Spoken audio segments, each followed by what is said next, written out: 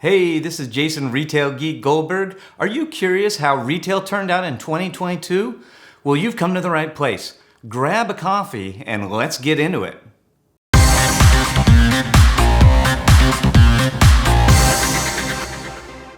So retail sales in 2022 were robust. In fact, we passed a new milestone. We sold over $7 trillion for the first time. That's right, we sold $7.1 trillion, which was an 8.2% increase over 2021. Is a 8.2% increase good? It is good. Let's put it in context. If we look back through the last 27 years of retail history, on average, we increase sales by about 4.6% every year. So a typical year would be between 4 and 5% growth. And then we think about 2021, that first year, full year after the pandemic was in effect, and we had the greatest year in the history of retail. Retail sales were actually up 17.9%. The biggest year in the modern history of retail. What was 2022 like? Well, that was that 8.2% growth. So it's significantly up over our traditional average, but it's less than half of 2021 sales. So we're starting to see a rebound to normal after that super atypical year of 2021. To think of it another way, let's stack the years on top of each other. Let's think about 2019. That was the last pre-COVID full year we had in the US, and this is the typical shape of retail sales month to month with that big peak at the end of the year for holiday. And then the pandemic happened, and so we had that huge dip in sales in sort of March, April, and a very quick rebound. And we actually finished 2020 mildly up from 2019 by about the average growth we get every year in retail. So then all that economic stimulus kicked in, those new pandemic spending behaviors where we're spending more on goods and less on experiences, and that really drove this incredible atypical year in 2021, the best year in retail in the last 31 years. Then we come to last year, 2022. How did we perform against that huge year in 2021? We did pretty well again. We had more than typical growth in 2022.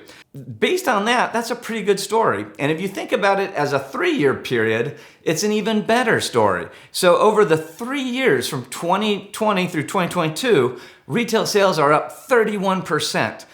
In an average 3-year period, we'd be up 14%. So over those 3 years, we're sort of twice as strong as we traditionally would. And if you think of it on a quarterly basis, you can see that line, which is about the 4.5% we grow every year, is the trend line. And you can see that huge mountain of additional retail sales we had during the pandemic. If you add up all that extra sales on top of the traditional growth we get, it totals to about $930 billion in additional sales that went through retail, largely as a result of all the extra economic stimulus and the changing consumer behaviors during the pandemic. So that was a phenomenal gift to the retail industry.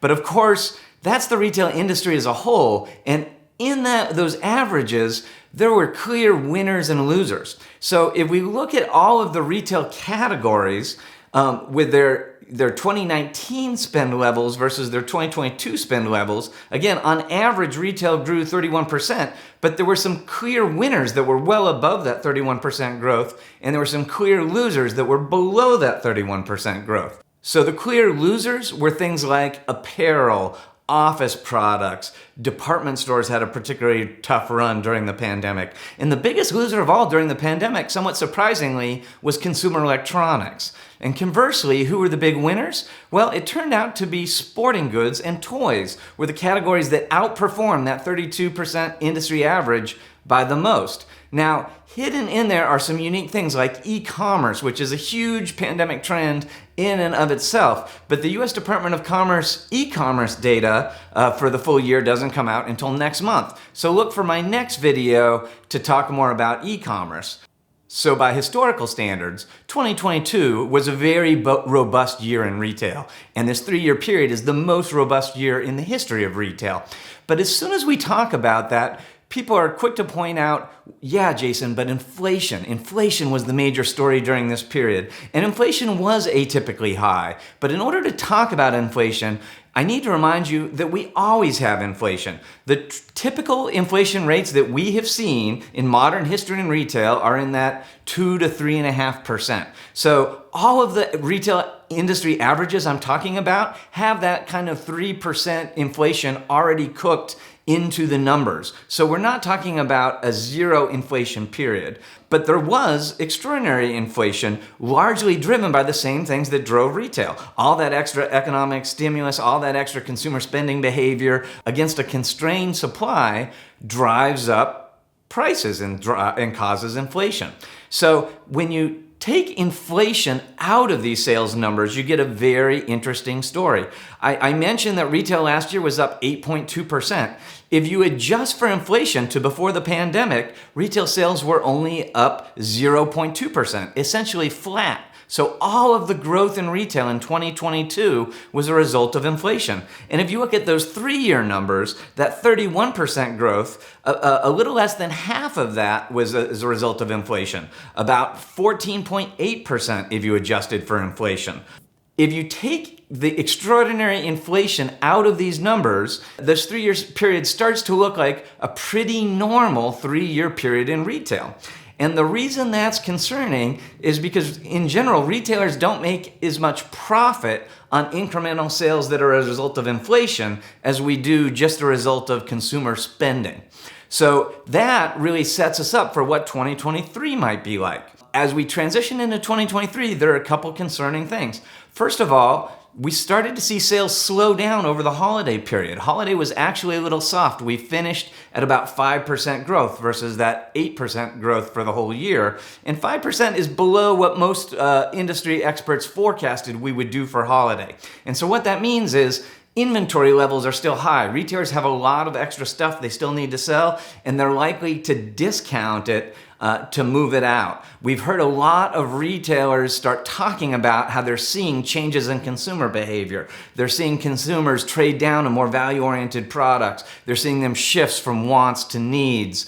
And certainly, we're in a climate of significant economic uncertainty. We're seeing saving rates start to diminish, especially for lower income consumers. We're seeing an increased use in credit and credit default, which is very concerning. And most of all, we're seeing an erosion in consumer confidence. So you combine that consumer status with the changing shopping behaviors that retailers are seeing, the fact that retailers have extra inventory, and 2023 is shaping up to be a really cautious year. Retailers are really going to likely focus on profitability as opposed to growth in 2023. And that might mean we see a lot of cost-cutting initiatives, we see a lot of fiscal conservatism. We're probably going to primarily see investments in things that improve profitability for retailers, things that make them more efficient, like improvements in their supply chain or their promotion strategy or fulfillment strategies, things like that help retailers have a more profitable 2023. So that's what I see coming up for 2023. I'd love to hear what you think is coming up. Leave comments in the video below and let's talk about it. And don't forget to be on the lookout for next month's video where we talk about what e-commerce did in 2022. I hope that helped you out. Until next time, happy commercing.